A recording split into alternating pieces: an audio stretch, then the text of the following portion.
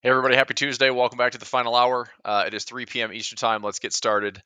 Let's have a look. We got some stuff moving and shaking. I got a couple chart alarms set on my NDX. I'm trying to take this trade into the close, looking to see if it'll stay below 21,160 and above 29.80.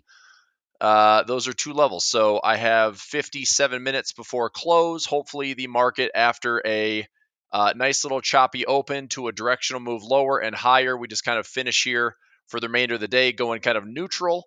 And we have CPI data that is expected tomorrow. We have CPI data 8:30 a.m. tomorrow. We have PPI data on Thursday. So that's the big news. The forecast is 2.6, which would be a 0.2% increase. We continue to see higher month over month 0.2 and 0.3. Last month was pretty disappointing, but kind of lost in translation because everything was around the election. The market still ripped higher through the election. And yeah, so I mean, we'll see if this inflation is going to be a sticking point to the market, if it changes everything on the Fed. A couple things that I saw from last week to this week, even this morning and even Monday's session. A big difference would be the CME watch tool has decreased in probability for a December cut by the Fed. It was about 75% earlier this week, which would have been Monday. And now it is decreased down to 55%, which means that the pause has then increased from about 25% up to 44%. So if it stays this route, we might be looking at a 50-50 toss-up trade going into December 18th, where inflation data will make a big difference. Okay, a couple things I want to also address today. Let's see here, just watching a couple levels. I keep referring back to the NDX to make sure my 43 cents is good.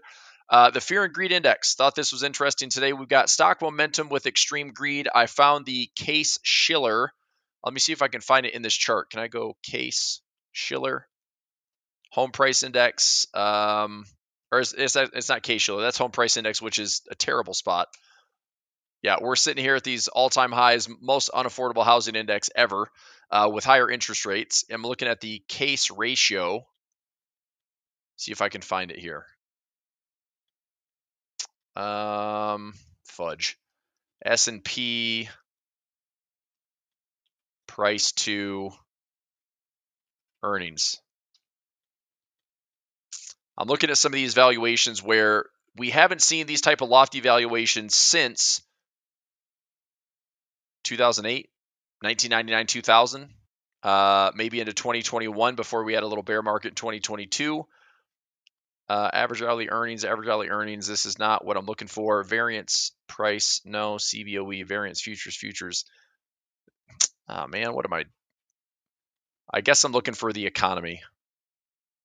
Let's go price to earnings, or does it just go PE? Fed funds rate. Okay, so we've got, here's the Case Shiller. These are all home indexes, S&P volatility, whatever. I'll find it later. All right, let's go back to the SPY. Okay, let's go to the fear and greed index. So we're sitting here at a greed level. The AAII has not been crazy bullish, which is kind of a good thing. So as of the 11/6 week ending, we're 41.5 bullish to 27.6 bearish. The historical average is around 37.5. So we're obviously nudged a little bit on the bullish side. We've seen the markets go higher. We're going to be, I'm curious to see, like, does this push? Let's go back to a daily chart here. Does this push to the upside, fade and backfill any of these gaps? So we had that big post-election breakout, another gap higher from Wednesday to Thursday to Friday. It was just quite the melt up from Monday. This would have been Tuesday's candle. That would have been Wednesday's candle, right? On the 6th.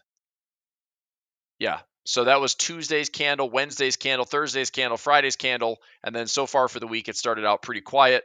I'm not saying we have to turn and go lower. I mean, maybe the data and inflation suggests that or shows that, but we'll see. We could also just continue to go higher. We are in probably the peak window for seasonality, and the market might worry about this stuff later. It might not have a big reaction until maybe after the Fed December 18th. So I continue just to stay the course, do my thing. I've got some hedges in on the futures market to the downside. I'm looking for some short-term backfilling on these gaps. If we do pull back to this previous all-time high around 586 on the SPY, or we fill in this larger gap in the SPY, then I'm going to look at these respective levels on my ES position. So here's an easier way to show it. I think it was MES is what I end up doing. Yeah. So this is the trade that I'm in right now. If we end up coming back into this inefficiency and we, make a quick run to 58.50 or even do a gap fill here around 57.80, then I'm looking to grab some profit. It's just a hedge. It's just a couple of contracts on MES to the downside. If it doesn't work and it goes higher, then it's going to cost me like $350 and I'll watch the entire market melt up higher. I've also seen a pretty big swing in P&L today. I was upside down about 28,000. Now I'm upside down 12. So that's a pretty big swing in my favor, but the market also had a pretty nice swing from start to finish. Still, Chop City in the morning, down, back up. I'm looking to see if my NDX will close in the next about 50 minutes or so, staying below 21,160 and above 20,980. If we just stay here and kind of chop through it, that'd be good. And then we'll deal with CPI tomorrow.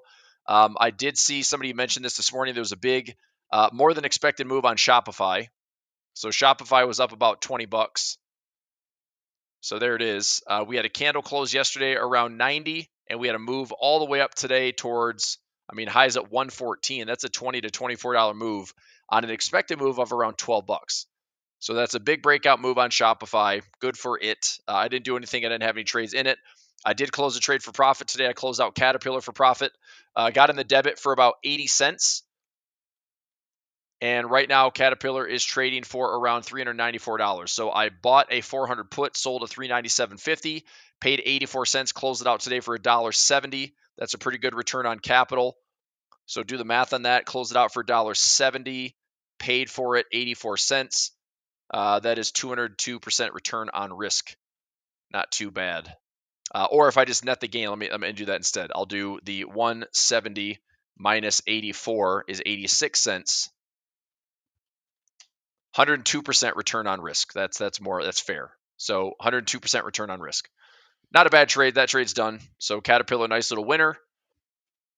And like I said, China this morning, not too hot.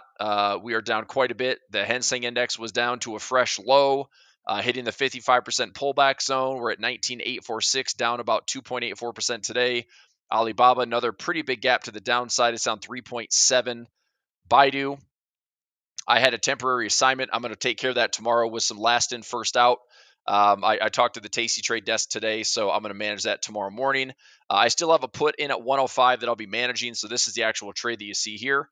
So my 105. So I took the assignment at 110. Okay. And then I have a 105. And I collected 275. So my max risk on the trade is $2.25.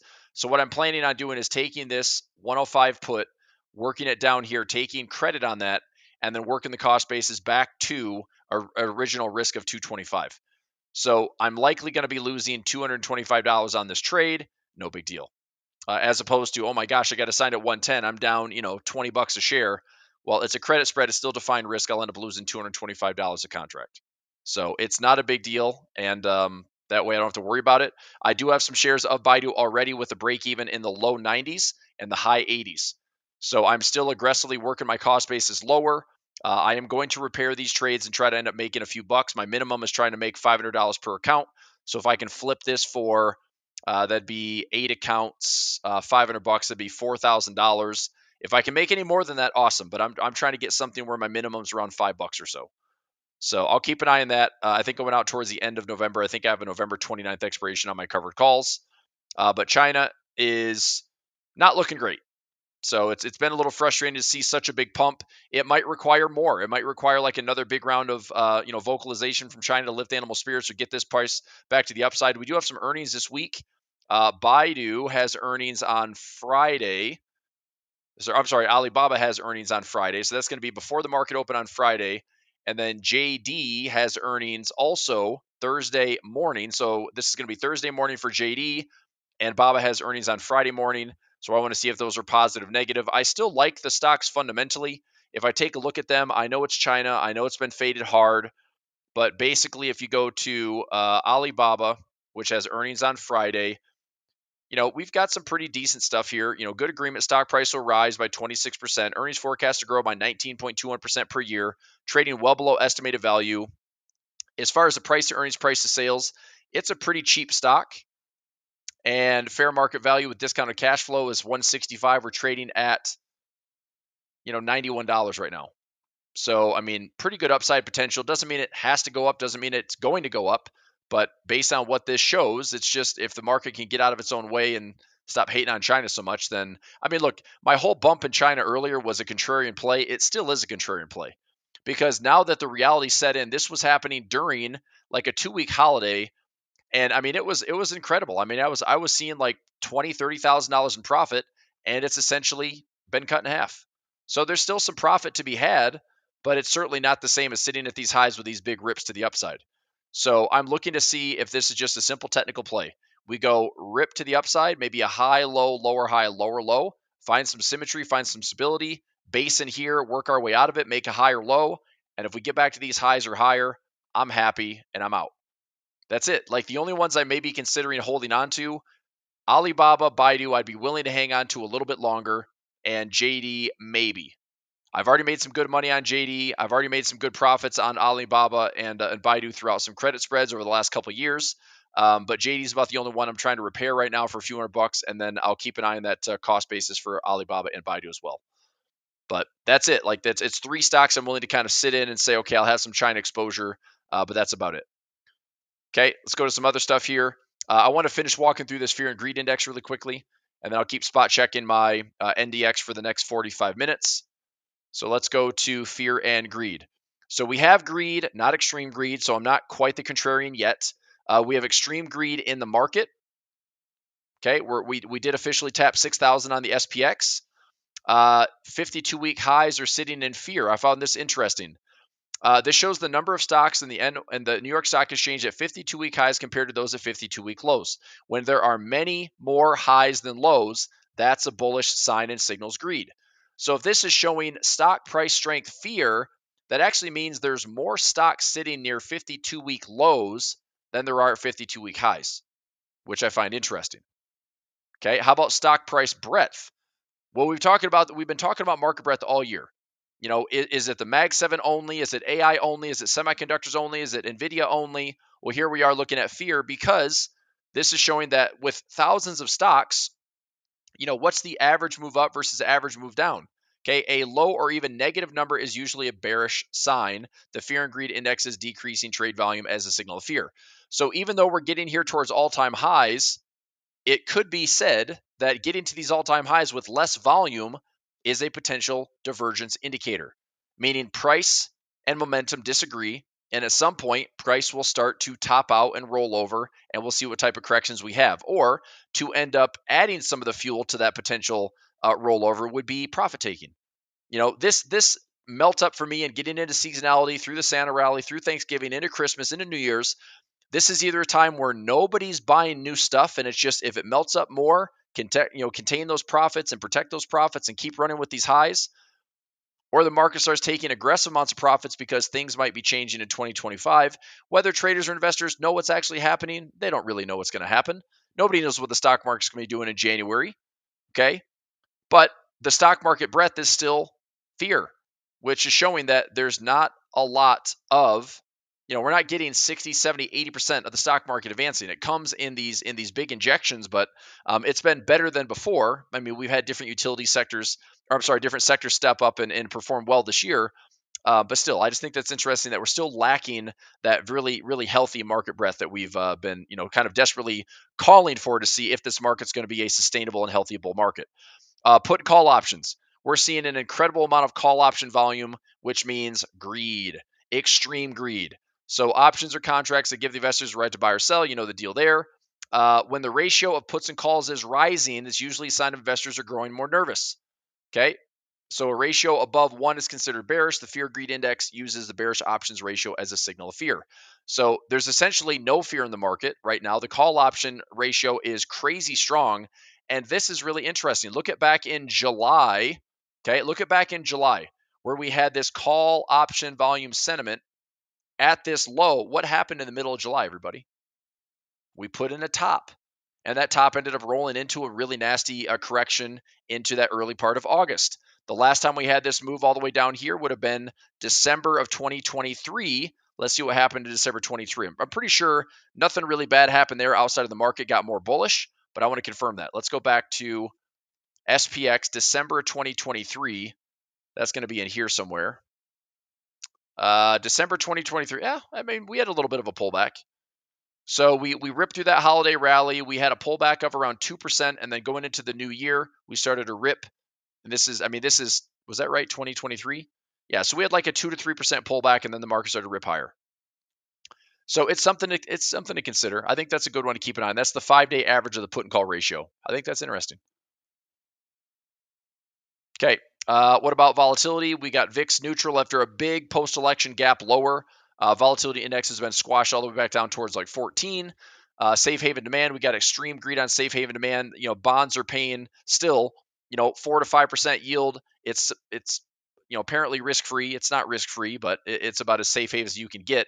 And the demand remains quite high. Junk bond remains extreme greed because the credit spreads are still very, very tight. And as long as credit conditions are stable and tight, then markets are probably going to continue to grind higher. Okay, so a wider spread shows more caution. The fear and greed index uses junk bond demand as a signal for greed. So, we're seeing like higher yield bonds, maintaining bid. We are seeing that there's a lot of exposure in equity. There's money coming back in the markets. There's global stimulus. There's still money supply that's growing. Global liquidity levels are growing. Another example of potential fear and greed would be, Bitcoin's made some all-time highs. So you got to give the market some props. I mean, look, we have gold is dropping pretty hard. We're now at another fresh low. We've got 3 consecutive days of selling. I mentioned earlier in a session today, I would like to add some more gold to my portfolio. I'm sitting on shares of GLD. I've got some futures trades that are they're like way down here. Let me check the prices on those. So my futures trades, if I go into my positions here, so GC is all the way down towards 2,300 out to the end of the year. SI is all the way down to, so I do have this one out to January. It's a 32.75 by 32.50. That's a bull call spread. So it's a couple $100 risk. All the rest of them are just sitting, way lower. 21.75, 17.75, 22.25, $22. So those should all be profitable by the end of the year in silver futures.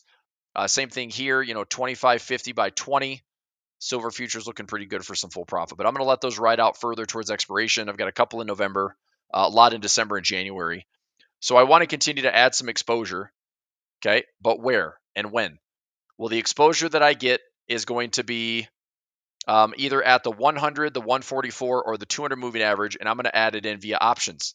So I'm looking to see if I can go, long, but basically it's not even long. It's just more like trade an option, establish a line in the sand, and if by the time we get towards expiration, if prices back up higher than these levels, I will take some profit. Now I can take full profit or I can take partial profit. Depends. Now this one may be more of a partial trade. So I'll put P for partial. These, if we're down near these lows and we catch a nice bottom, then I'll probably look for full profit on these.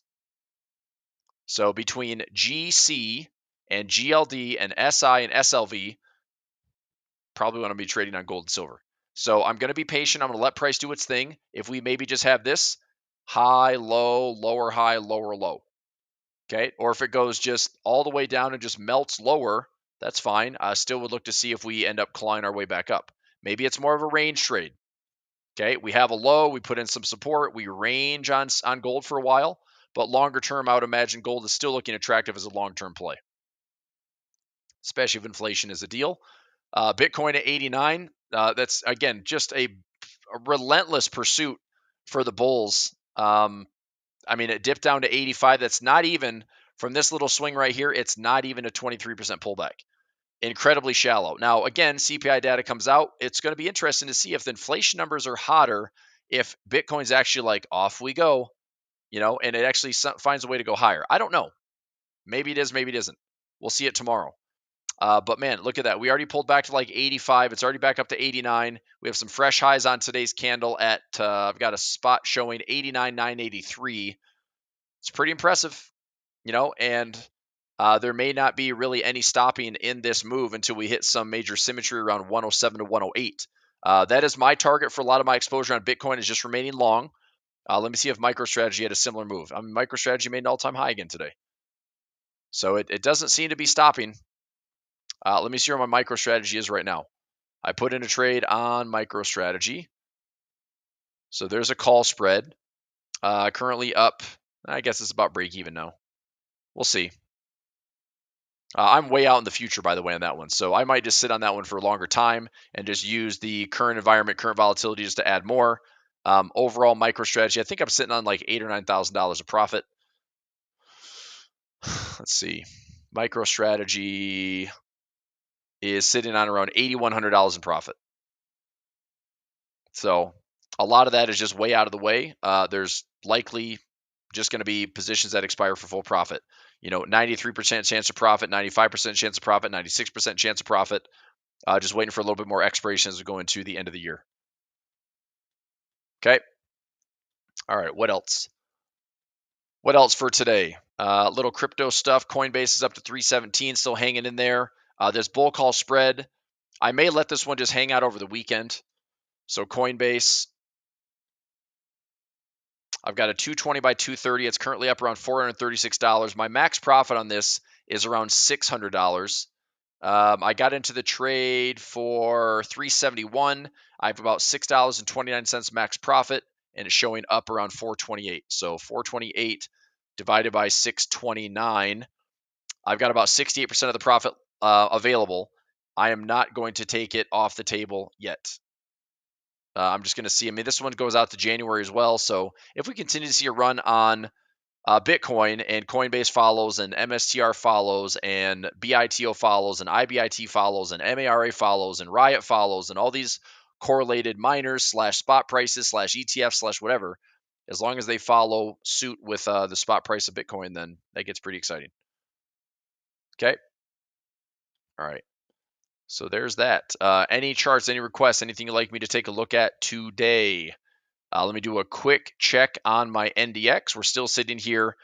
This is pretty perfect for the next 35 minutes as long as price stays relatively quiet. There's my call side. There's my put side. Should be able to grab a few bucks profit right there. And not too bad. By the way, I did the numbers on my last, I think, 43 trades. If I win on this last one for the NDX, that will be 41 of 44 trades. That's a pretty good little streak we got going for daily profit play. 41 out of 44 is a 93.1% win rate. It definitely is moving the needle. We're making some good profits, and I will hopefully continue to see this perform very, very well. Good stuff, Francois, coming in with another daily profit play. Closed out for 20%. Fantastic. Good job. Let's take a look and see what their markets are doing today. So we're down 0.22% on the SPY. We are down 0.18 on the Qs. The Dow is 0.67. The Russell is down 2%. Wow. Big old directional day on the Russell today. 1.88%. So we're still heading a little bit lower there.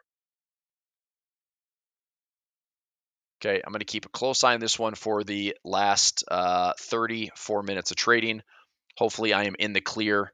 The expected move on NDX is still pretty tight. So if I go into my trade on NDX for the expiration, there's my trade itself that's running. The expected move, we're trading right here in the center. My call side is up here. My put side is down here. Expected move is another 20 points, and I am right now, I don't know, 100 points higher, and I'd say 80 to 90 points lower. So it is a high probability that I do close out with full profit.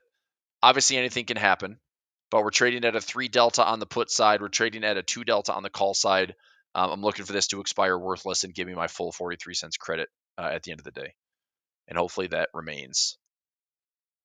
All right, we're back up to put option volume, call option volume sentiment is basically a tie today at 40% and 44%.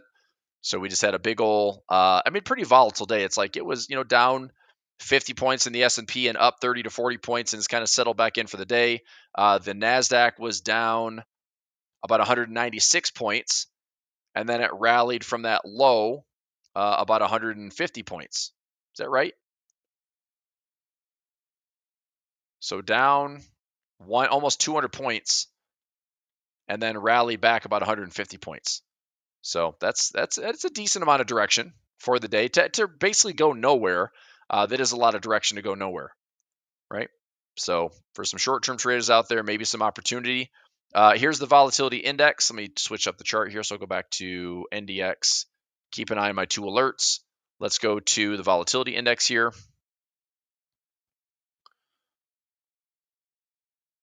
Nothing on this one for now. If we end up going higher, okay, so if the stock market continues to go higher and the volatility index continues to go lower, then I will probably look at a Q1 long VIX play. Even if I just did a bull call spread, I'll do something on the VIX or the VXX just for some income. Doesn't have to be anything crazy. This could also be a really easy hedge for me. So I'll keep an eye on that one. But yeah, I'll debate on how I want to trade that. Actually, let me look at some pricing right now. If I did a VIX play and I trade some options, I'm not doing it right now, but I'm just curious if I went out like 35 days or so. If I were to buy, let's say the 1450 and sell the 15, I paid 22 cents for a profit of 28 cents. It's not bad. If I do that over 10 contracts, I risk 220 to make 280. If I do that to hedge my portfolio, I'll probably do a little bit heavier on the contract size. Maybe have like maybe a $500 hedge or so. So that'd be around 23 contracts. But if I'm right, I get $644 of profit. I could go out of the money even further and do another buy here and another sell there. So then I'd risk about $1,000 to make $2,300. I just need price to go up above. It depends. Depends on how this is priced out. So food for thought. I'll be watching the volatility index. Okay. NDX is looking pretty good. Hopefully these final 30 minutes are pretty chill. What else we have here? Rachel's in the house. Papa John's here. Mark, Francois, the usual suspects. Say hi, everybody. Okay, happy Tuesday. 4 p.m. Eastern time today. I'm going live for my waterfall income webinar. So I will probably wrap this session up in the next like 20 to, probably 20 minutes or so. And I get ready for that 4 p.m.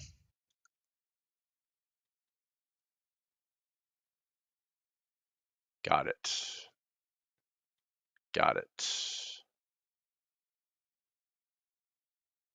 Okay. All right. Got the prezo ready to rip.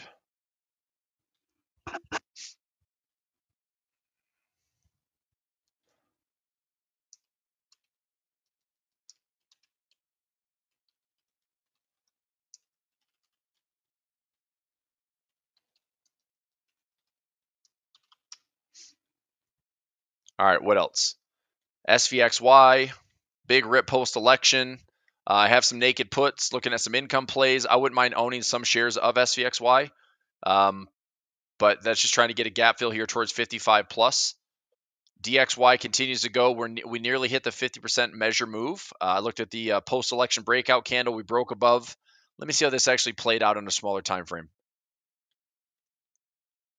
So we had a break, retest. There's a good opportunity there on the shorter time frame. You buy, stop loss below the 200. Now the stop loss is being eliminated. We've had a nice run on the dollar. Your 50% take profit is right there around the 106.30 handle. So it was a pretty clean trade.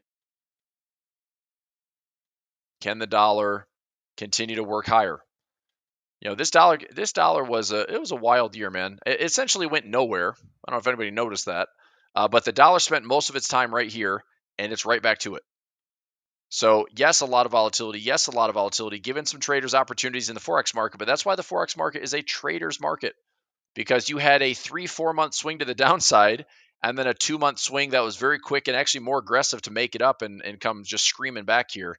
I still think that the dollar itself is, at best, it's going to be a big range. So either we have this range high or possibly an inefficiency level there that causes some resistance.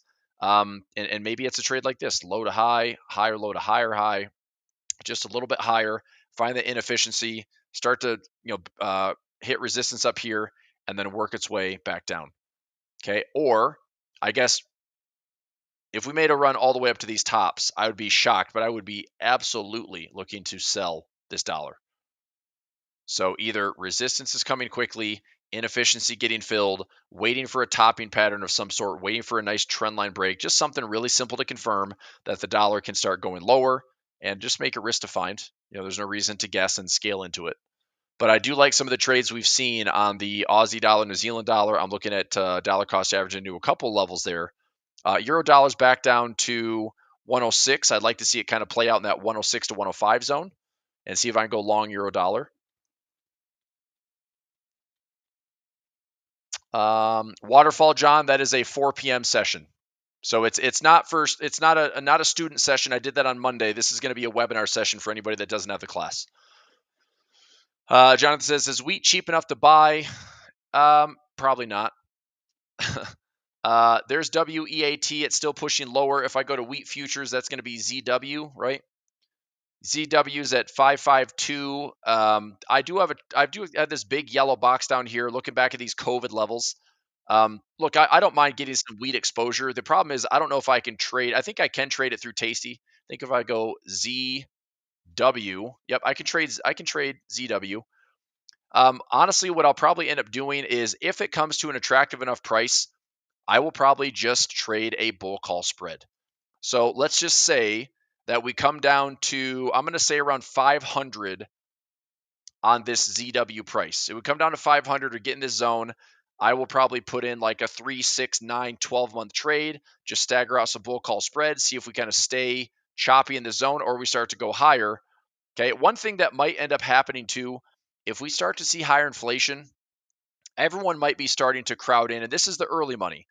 But everyone starts to get crowded in thinking like, oh, these commodity plays are going to be the greatest thing ever. And these value investors go in and they go in early and they got to ride out some of these nasty drawdowns. I wouldn't be surprised if this market beats up on commodities worse before it gets better.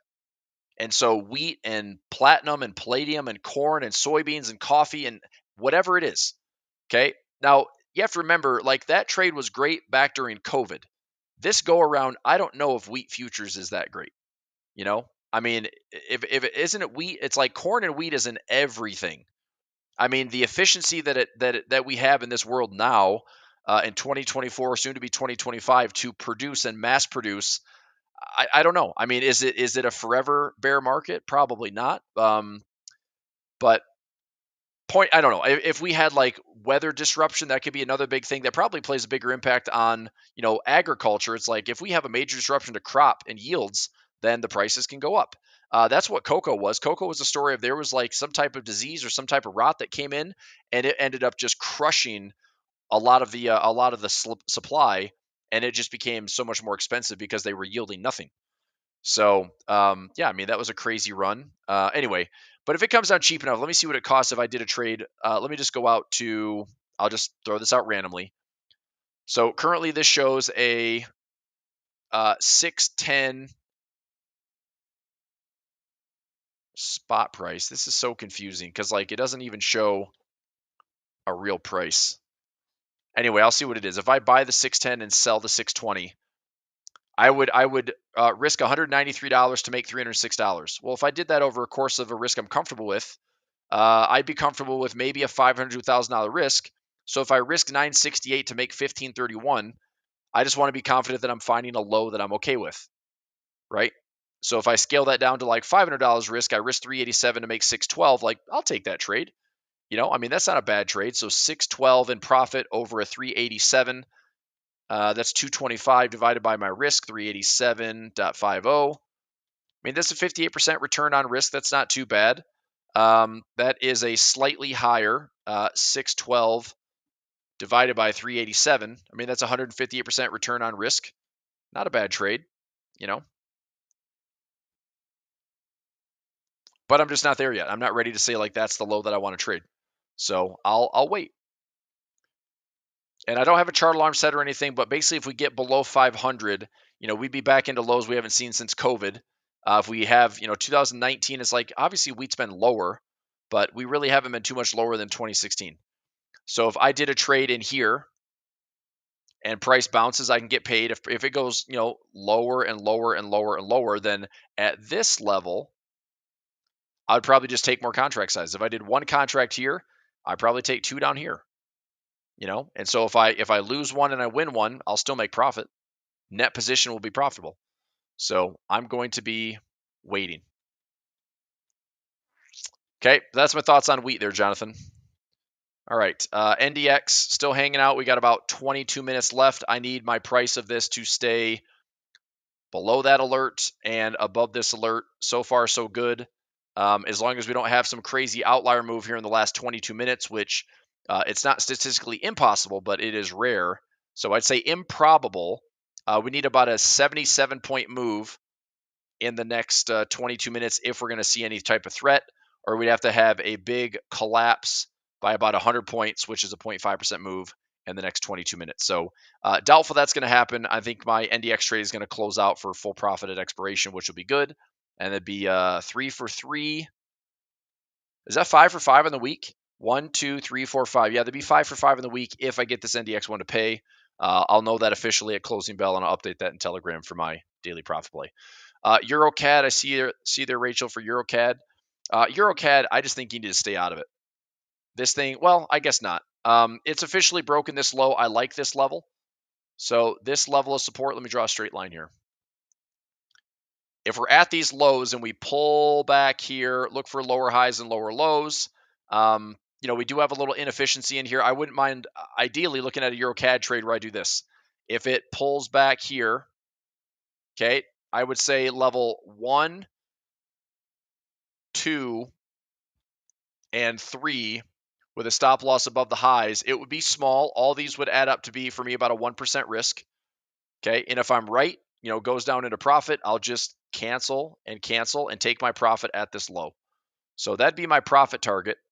But if we have any types of pullbacks here, I'd look to see if we pull back and fade, or if I just participate. If it goes lower without me, then I'm just going to miss the trade. But this is a pair that usually likes to pull back. So I'll look to see how this one behaves. Okay, but if we have a pullback here, I think there's just some good support that's been broken. Pull back and sell off, and maybe pull back into this level, pull back again, make a lower high, and then sell off. I know that's a lot of wave structure, but the Forex market and this has been really range bound and choppy. It just looks like it's starting to break these lows.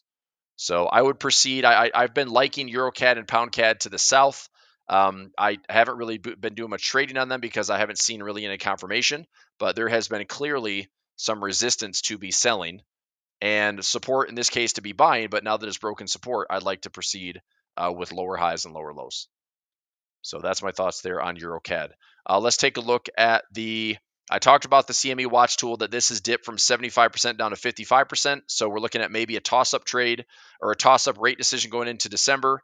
The fear and greed index, we walked through this together on what's, extreme greed versus extreme fear or neutral. Also, the AAII sentiment report, we're at 41.5%. So we're not overly bullish. Okay, we're just above average. The 1-year bullish high is at 52.9. I'm curious how this closes for this week. Maybe going out to the, I guess it'd be the 13th or so. They usually print this every week. Okay, for oil strength. No, it could just be euro weakness there, Rachel. It's definitely more euro weakness than anything else. Right? Look at the currency strength. What's the weakest of the day? CAD is stronger. Aussie. Let's see here. Aussie, New Zealand, and Japan. Pound is actually the weakest. One trade that should be doing pretty well for me is my euro pound. So I guess I only got filled on one order.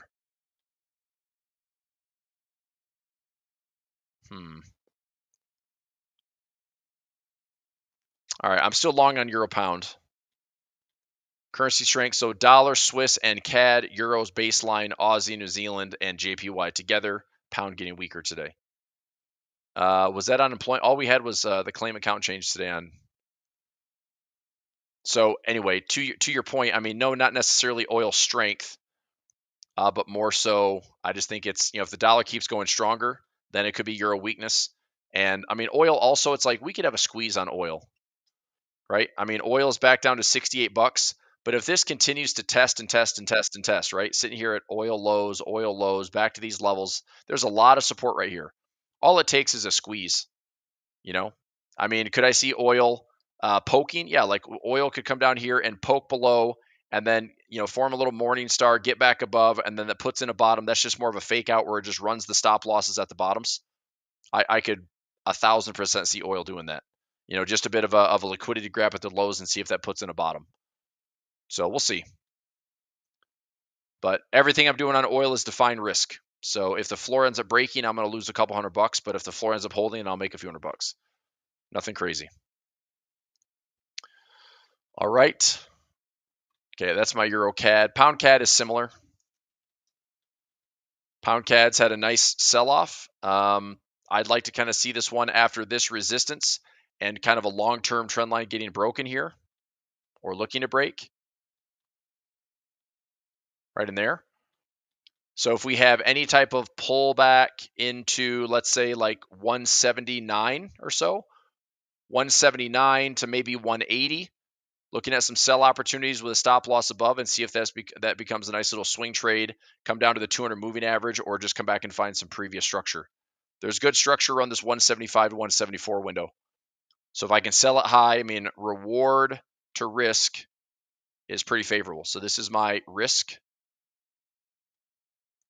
and here's my reward. Decent, right?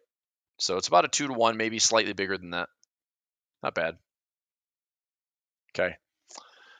Who's waiting to buy gold after the first down wave structure is done, leads to the correction? Yeah, I mean, I'm waiting. I think gold still looks good. I just think you got to be patient. I'm just not trying to rush into, short-term trading gold. To me, gold is, look, I'm going to accumulate some gold out here, and I'm going longer term. Because what I could see is, look at how this trend has been just so aggressive.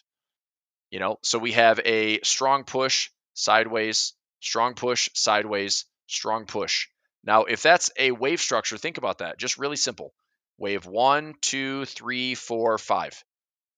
Typically, what you see after a 5 wave is you go 1, 2, 3, pull back towards that wave 4 level, and then we look to get long, and then the trend resumes.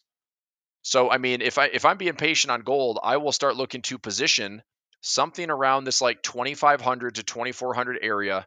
I would even say, I'll even go lower than that. I'll say 2,500 to 2,300 is going to be my buy zone for gold, and that's more of a longer term hold, either back to the same highs or at all-time highs.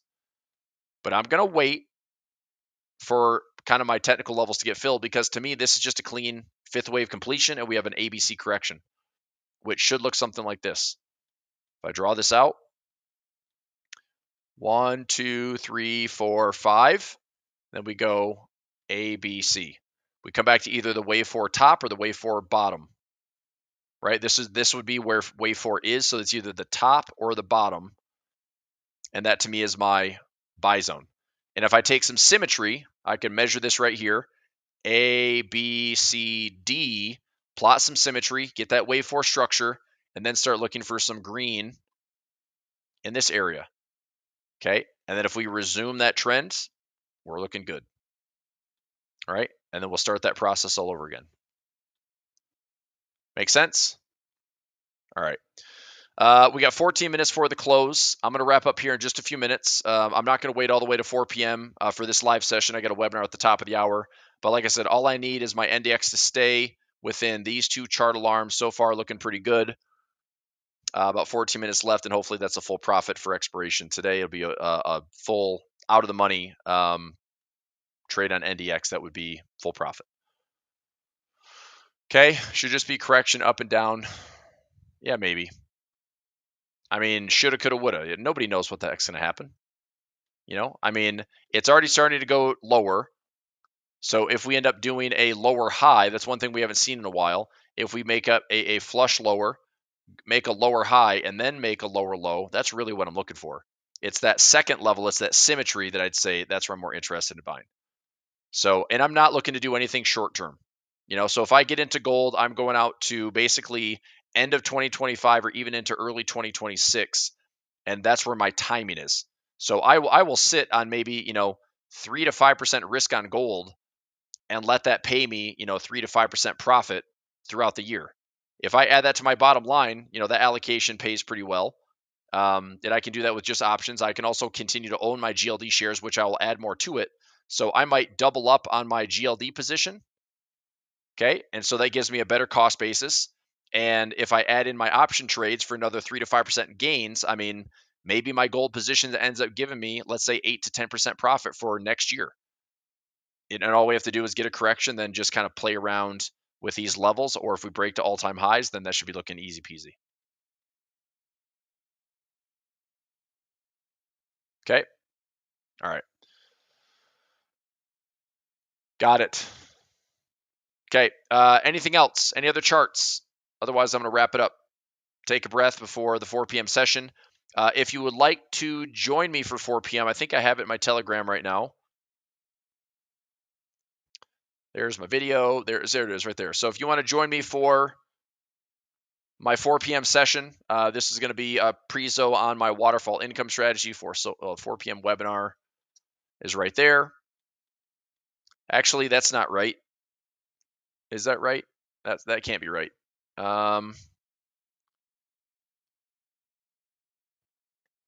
Okay, maybe it is. They switched it out. I don't know why it's called challenge. It should be called windfall, but whatever.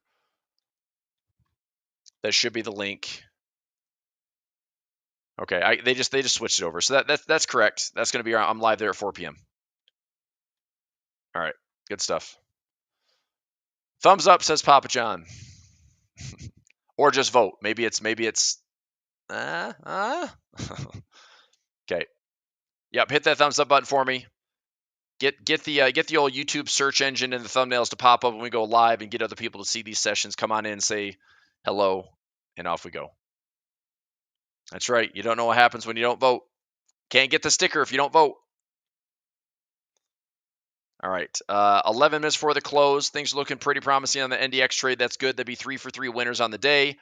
Pretty big P&L swing overall. 28,000 in the red. Now back to 13,000.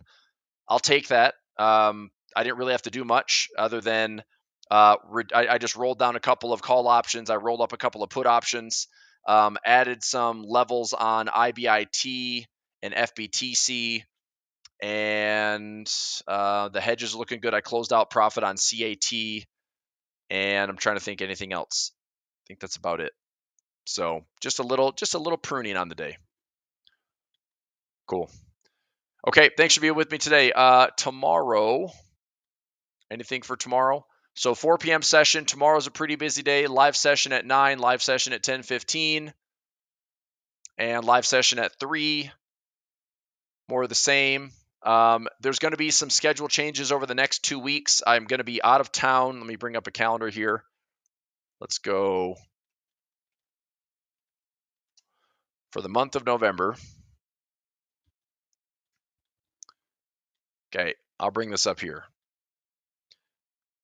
So today's the 12th. Get out of here. Business as usual. Starting the 19th. Probably morning sessions only, and then it will be videos only. I'm going to highlight this. So videos only, 20th through the 22nd, 25th through the 29th. I will be in Florida for a conference, and then I'm going to Australia the following week for a conference. And the timeline is not a big deal in Florida. Obviously, that's easy to be on Eastern time zone and get my normal workday done. But when I'm like 13 to 16 hours ahead, I'm not going to know what's up or down. I'm just trying to get in there so I can have a Thursday, Friday, Saturday conference. But it's going to be, 15 to 20 hours of travel. So anyway, just saying there's going to be some disruption to my typical schedule that I'll be, spot checking. I'll add things in Telegram. I'll still be trading. The easiest service for me to continue to promote and do and follow up with is going to be my waterfall income daily profit play. We might just be taking a small breather from live sessions because the time zones are going to be so gnarly, and I'll be busy with other things. But that's about it. And then we'll come back to business as usual that first part of December. But that's not now. I'm just giving you a heads up, and we'll talk more about that when it's time. Okay. All right. Anything else here? Still looking good. 8 minutes for the close. If this finalizes here by the end of the day, then I'll post this in Telegram for another winner, and that would give me what? 30 cents and 25 cents and 43 cents. So that would give me, it should give me over $1 on the day. So let's say 43, 25, and 30. So 98 cents on the day. Not bad. Not bad, not bad. Okay. Then that'll do it. Assignment.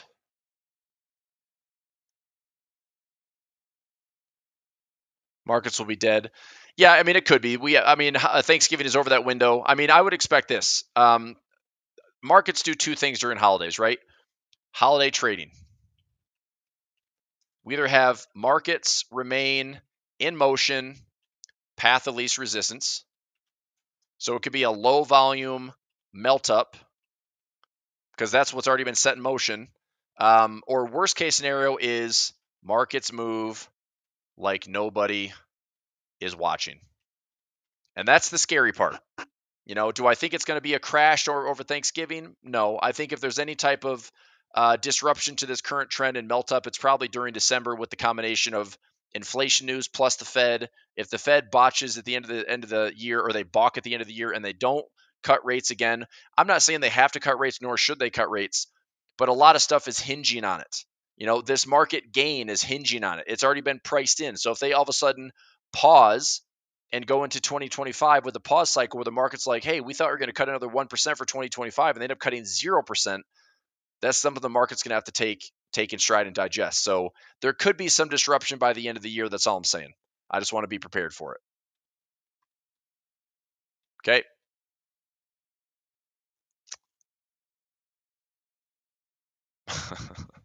All right. So we'll keep an eye on the holiday trading. And like I said, I will be spot checking per usual. And I'll do some video updates. I'll add videos on YouTube, and I'll add videos on Twitter, and I'll add videos in my Telegram channel. I'll add links to Discord. So I'll still be active. I just won't be able to run the live sessions with the usual Monday to Friday routine. Okay. So all right, everybody, I'll let you go. 4 p.m. If you want to join me for the Waterfall Income webinar, come one, come all. That link is posted. You can go to this website here, prosperitypub.com/challenge. And this is 4 p.m. Eastern time.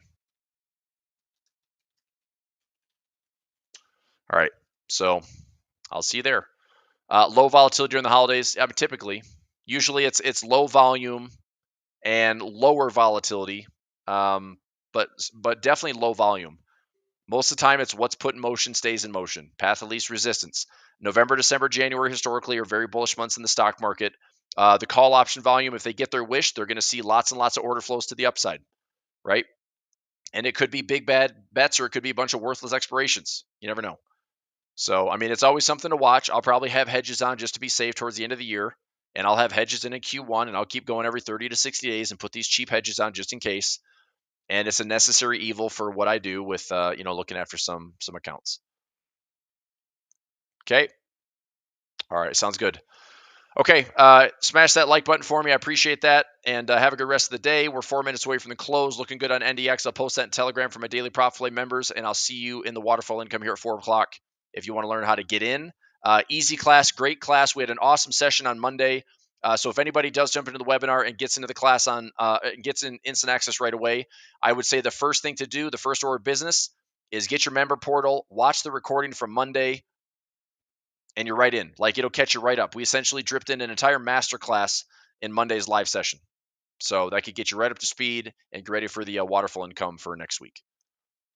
All right. Sounds good. All right. See you, everybody. Bye.